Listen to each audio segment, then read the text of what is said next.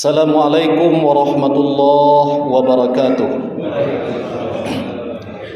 Allahu akbar, Allahu akbar, Allahu akbar. Allahu akbar, Allahu akbar, Allahu akbar. Allahu akbar, Allahu akbar, Allahu akbar. Allahu akbar kabira walhamdulillahi katsira. Wa subhanallahi bukratan wa asila. La ilaha illallah wallahu akbar. Allahu akbar walillahil hamd. Alhamdulillah, alhamdulillahillazi ja'ala hadzal yawma 'idan lil muslimin wa ja'ala ibadatal hajj wa 'idal adha min sya'airillah wa ihya'a min taqwal qulub. Allahumma salli wa sallim ala sayyidina Muhammad wa ala alihi wa sahbihi wa man tabi'ahum bi ihsanin ila yaumiddin. Amma ba'du. Ittaqullah, qala Allah ta'ala fil Qur'anil Karim. Na'udzubillahi minasy syaithanir rajim. Bismillahirrahmanirrahim. Inna a'tainakal kautsar fasalli li rabbika wanhar. Inna syani'aka huwal abtar. Hadirin rahimakumullah. Alhamdulillah, gemuruh suara takbir, tahlil dan tahmid dikumandangkan oleh kaum muslimin di seluruh belahan bumi ini sebagai ungkapan rasa syukur kita atas segala nikmat dan karunia Allah Subhanahu wa taala yang telah diberikan kepada kita. Sehubungan dengan hari raya ini, saudara-saudara kita yang sedang menunaikan ibadah haji ke Baitullah Tanah Suci Makkah Al-Mukarramah, alhamdulillah pada tahun ini pemerintah Arab Saudi kembali menerima jamaah haji dari luar Arab Saudi, termasuk Indonesia kembali normal seperti biasa, baik dari segi jumlah maupun dari umur jamaah. Kita doakan agar mereka memperoleh haji yang mabrur, karena haji yang mabrur adalah surga balasannya, sesuai dengan apa yang diungkapkan oleh Rasulullah sallallahu alaihi wasallam. Al-hajju mabrur laisa lahu jazaa illal jannah. Bahwa kata Rasulullah, haji mabrur ganjarannya tidak lain kecuali surga. Hadis yang diriwayatkan oleh Bukhari. Allahu akbar, Allahu akbar, Allahu akbar. Hadirin rahimakumullah. Dalam menunaikan ibadah haji, kita dituntut dalam 3 hal. Yang pertama adalah tenaga, yang kedua harta, dan yang ketiga jiwa. Karena ibadah haji adalah ibadah yang membutuhkan tenaga, seperti pada waktu tawaf, sa'i, dan melontar jamarat, atau selama dalam perjalanan haji. Kaum muslimin yang dirahmati Allah, kemampuan untuk melaksanakan ibadah haji atau istitoah ditandai dengan mendaftar sebagai calon jamaah haji di Kementerian Agama terlebih dahulu. Bahwa sesuai dengan data yang ada terkumpul di Kementerian Agama pada saat ini, rentang waktu tunggu atau waiting list yang terendah adalah 11 tahun. Adapun waiting list yang terlama yaitu 47 tahun. Sedangkan untuk kita masyarakat Rejang Lebong, data terkini pada Juni 2023 diperkirakan daftar tunggu masyarakat Rejang Lebong kalau mendaftar pada tahun ini adalah selama 23 tahun. Kaum muslimin yang dirahmati Allah Subhanahu wa taala, begitu juga dalam perjalanan haji harus menyiapkan pembekalan harta yang cukup untuk dirinya dan keluarganya yang ditinggalkan. Oleh karena itu, mengerjakan haji adalah kewajiban setiap orang muslim yang mampu biaya, mampu kesehatan, dan mampu ilmu pengetahuan. Sebagaimana yang diungkapkan oleh Allah Subhanahu wa taala, Di dalam surat Ali Imran ayat 97, walillahi 'alan nasi hajjul bait man istata'a ilaihi sabila wa man kafara fa innallaha ghaniyyu 'anil 'amilin. Bahwa kata Allah, mengerjakan haji adalah kewajiban manusia terhadap Allah Subhanahu wa taala, yaitu bagi orang-orang yang sanggup mengadakan perjalanan ke Baitullah. Barang siapa yang mengingkarinya, sesungguhnya Allah Maha Kaya dan tidak memerlukan sesuatu dari alam semesta. Allahu Akbar, Allahu Akbar, Allahu Akbar, walillahil hamd. Hadirin jamaah Id yang dirahmati Allah, pada tanggal 9 Zulhijjah kemarin, waktu Arab Saudi, adalah merupakan hari puncak ibadah haji bagi seluruh jemaah haji, yaitu wukuf di padang Arafah. Sabda Rasulullah SAW, al-hajju Arafah, bahwa haji adalah di Arafah dengan berpakaian ihram, seraya mereka mengucapkan kalimat labbaik Allahumma labbaik, labbaik Allahumma labbaik, labbaik Allahumma labbaik, labbaik la syarika laka labbaik, innal hamda wan ni'mata laka wal mulk la syarika lak. Inilah kami ya Allah, ya Tuhan kami, inilah kami datang memenuhi panggilan-Mu ya Allah. Kami datang hanya untuk memenuhi panggilan-Mu, tiada sekutu bagimu. Sesungguhnya segala puji dan nikmat adalah bagimu, dan Engkaulah maha menguasai sesuatu yang tidak ada sekutu bagimu. Allahu Akbar, Allahu Akbar, Allahu Akbar. Kemudian pada hari raya Idul Adha ini pula, bagi yang mampu agar menyembelih hewan kurban yang merupakan syariat Nabi Ibrahim yang kemudian dilanjutkan dalam syariat Islam sesuai dengan perintah Allah Subhanahu wa taala di dalam surat Al-Kautsar, surat yang terpendek di dalam Al-Qur'an, ayat 1 sampai 3 yang telah kita bacakan di awal tadi. Kata Allah, inna a'tainakal kautsar fashalli li rabbika wanhar inna syani'aka huwal abtar.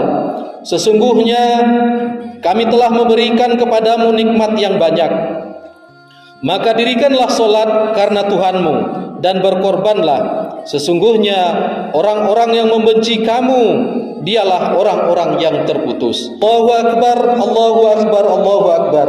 Kaum muslimin yang dirahmati Allah, rela berkurban bukan segampang apa yang kita ucapkan, karena berkurban harus didorong oleh rasa cinta. Sebagaimana pepatah mengatakan, tiada beban tanpa derita, melainkan beban bahagia. Tiada kurban tanpa cinta, selain kurban yang sia-sia. Pepatah tersebut dapat kita buktikan kebenarannya, bahwa seorang ayah tidak akan rela berkurban untuk anak dan istrinya jika dia tidak cinta kepada anak dan istrinya. Begitu juga kita baca kisah putra Adam, yaitu Qabil dan Habil. Terjadi pengorbanan karena cinta. Kemudian para pejuang bangsa dan negara kita, mereka rela berkorban harta benda, bahkan jiwa demi bangsa dan negara, karena mereka cinta kepada bangsa dan negara yang kita cintai ini. Allahu Akbar, Allahu Akbar, Allahu Akbar, walillahil hamd. Kemudian sedikit kita kembali kepada peristiwa Ibrahim terhadap anaknya Ismail dari pasangannya dengan Siti Hajar, melahirkan anak yang soleh yang diberi nama Ismail. Setelah anak tersebut mulai hidup bersenang-senang dan sedang lucu-lucunya, pada suatu malam Ibrahim diperintahkan oleh Allah Subhanahu wa taala di dalam mimpinya untuk mengorbankan putra tersayangnya Ismail. Sudah berulang kali mimpi itu datang. Di dalam keraguan, Ibrahim mengatakan, apakah ini setan atau memang benar dari perintah Allah Subhanahu wa taala? Lebih dari 3 kali ketika itu Ibrahim mulai mengungkapkan mimpinya itu kepada anaknya. Apa kata Ibrahim dengan ucapan yang bijak sekali? Qala ya bunayya inni ara fil manam anni azbahuka fanzur maza tara. Qala ya aba tif'al ma tu'maru satajiduni insyaallahu minas sabirin. Ibrahim berkata kepada Ismail, hai anakku, sesungguhnya aku melihat dalam mimpi bahwa aku menyembelihmu, maka pikirkanlah apa pendapatmu.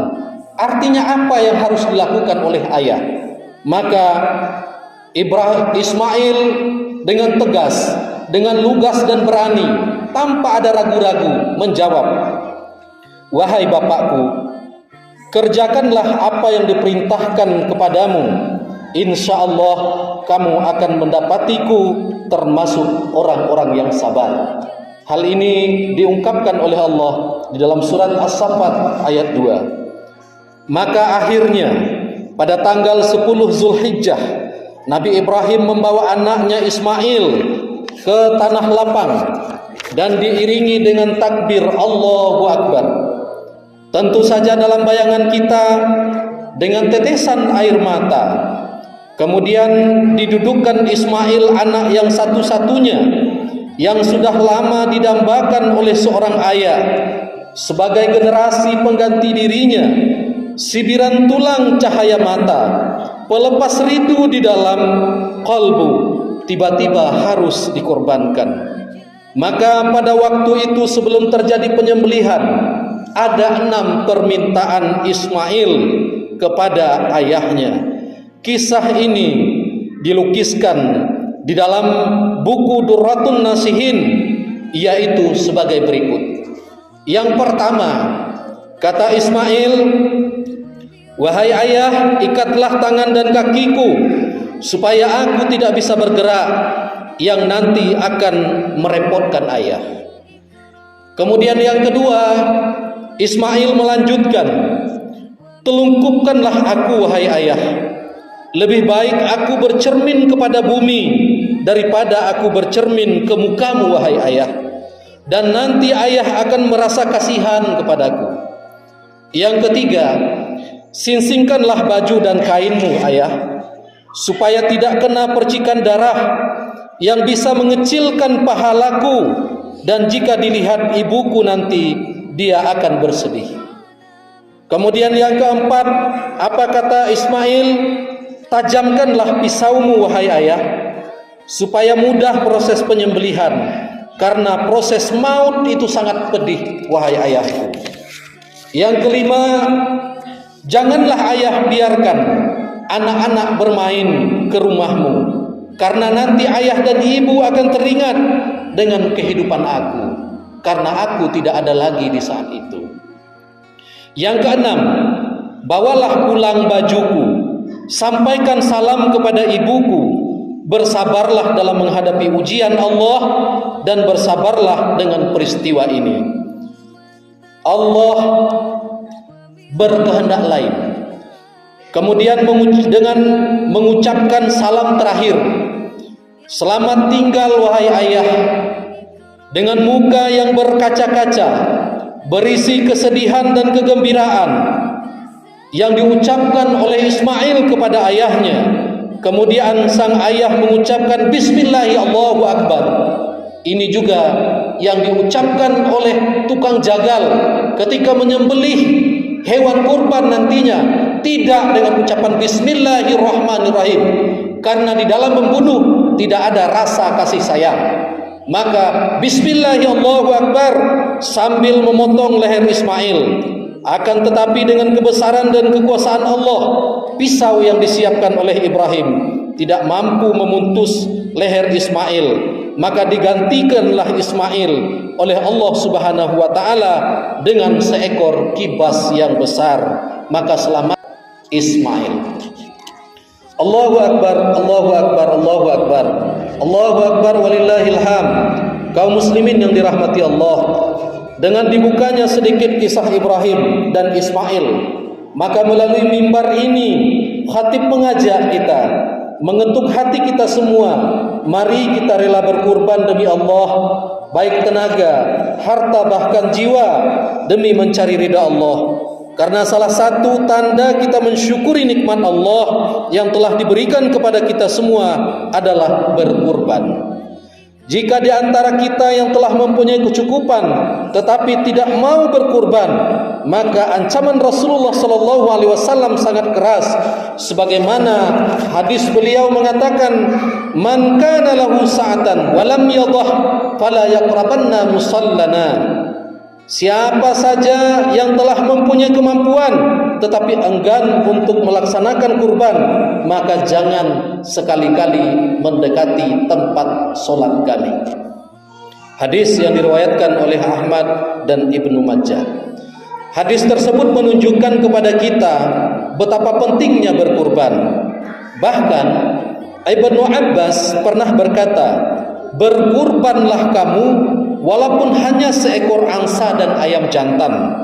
Walaupun jumhur ulama tidak membolehkan kita untuk berkurban ayam atau angsa. Ada pula di masyarakat kita yang tidak mampu untuk berkurban, 1 orang 1 ekor kambing atau 7 orang 1 ekor sapi atau kerbau. Dia patungan berapa bisanya, asal dapat 1 kambing kemudian ia potong bersama-sama atas nama bersama-sama. Kaum muslimin yang dirahmati Allah Subhanahu wa taala, rasa kurban harus kita tumbuhkan pada diri kita masing-masing dalam rangka untuk mencari ridha Allah. Kita pupuk persatuan di antara kita. Jangan ada terjadi suatu perbedaan di antara kita yang memecah belah bangsa, yang memecah belah ukhuwah, apalagi menimbulkan perpecahan dan keresahan di tengah masyarakat kita. Kita selalu menjaga toleransi, menjaga ukhuwah untuk mencari ridha Allah Subhanahu wa taala. Allahu akbar, Allahu akbar, Allahu akbar. Allahu akbar, Allahu akbar. La ilaha illallah wallahu akbar. Allahu akbar walillahil hamd. Mari kita sama-sama meningkatkan syiar agama Islam ini dengan cara menunaikan ibadah haji bagi yang sudah mampu dan memotong hewan kurban bagi kita yang belum mampu menunaikan ibadah haji.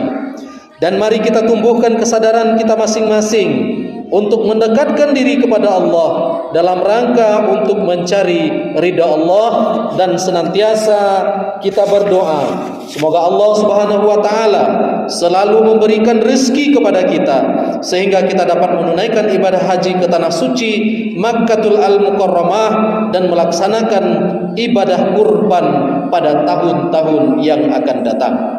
Kaum muslimin yang dirahmati Allah Subhanahu wa taala, mengakhiri khutbah ini, mari kita berdoa bersama kepada Allah Subhanahu wa taala, bermunajat, menyampaikan harapan dan doa kita dengan harapan mudah-mudahan dikabulkan oleh Allah semua doa dan pinta kita. Nauzubillahi minasyaitonir rajim. Bismillahirrahmanirrahim. Alhamdulillahi rabbil alamin. Salatu wassalamu ala asyrafil anbiya'i wal mursalin wa ala alihi wa sahbihi ajma'in. Allahumma inna zalamna nafsi zulman katsiran wa la yaghfiru dzunuba illa anta faghfir lana warhamna fa innaka antal ghafurur rahim. Allahumma inna na'udzubika minal qalbi la yakhsha'u wa min nafsin la tasma'u wa min ilmin la yanfa' wa da'watin la yastujabu anhu. Allahumma ighfir lana dzunubana wa liwalidina warhamhum kama rabbawna shighara wa li jami'il mu'minina wal mu'minat wal muslimina wal muslimat al ahya'i minhum wal amwat bi rahmatika ya arhamar rahimin. Ya Allah yang Maha Pengasih dan Penyayang, pada hari ini kami berkumpul merayakan hari yang Engkau agungkan, hari yang sangat bersejarah bagi kami, yaitu mengakui kemahakuasaan Engkau. Kami bermohon kepadamu, limpahkanlah rahmat dan kasih sayang-Mu kepada kami. Kuatkanlah iman kami sehingga kami mampu untuk menjalankan semua yang Engkau perintahkan dan meninggalkan semua yang Engkau larang, ya Allah. Ya Allah, ya Ghaffar, ampunilah dosa-dosa kami, ampuni dosa orang tua kami, ampuni dosa guru-guru kami, ampuni dosa pemimpin-pemimpin kami. Kasihanilah kami ya Allah, seluruh kaum muslimin, dan muslimat. Ya Allah, anugerahkan pula kepada kami hati yang pandai bersyukur, sehingga kami dapat untuk mensyukuri segala nikmat yang telah Engkau berikan kepada kami. Kami bermohon pula ya Allah, kiranya Engkau memberikan kesabaran dan ketabahan dalam menghadapi berbagai cobaan dunia, yang hanya satu-satunya bantuan dari Engkau ya Allah yang kami harapkan untuk mengatasinya. Ya Allah, ya Tuhan kami, limpahkanlah rezeki yang Engkau berkati, dan jadikanlah rezeki itu sebagai alat perkokoh silaturahim di antara kami, dan bukan menjadi bala atau sumber bencana di antara kami. Ya Allah, ya Tuhan kami, jadikanlah masyarakat kami masyarakat yang mampu menjaga persatuan dan kesatuan, kedamaian dan ketentraman hidup, serta memiliki kesalehan sosial dalam bingkai persaudaraan dan kekeluargaan. Ya Allah, ya Mujibus Sailin, perkenankan doa dan pinta kami. Ya Allah, ya Mujibus Sailin, perkenankanlah doa dan pinta kami. Ya Allah, ya Mujibus Sailin, perkenankanlah doa dan pinta kami. Allahumma rabbana atina fid dunya hasanah wa fil akhirati hasanah wa qina azabannar, walhamdulillahi rabbil alamin. Wassalamu alaikum warahmatullahi wabarakatuh.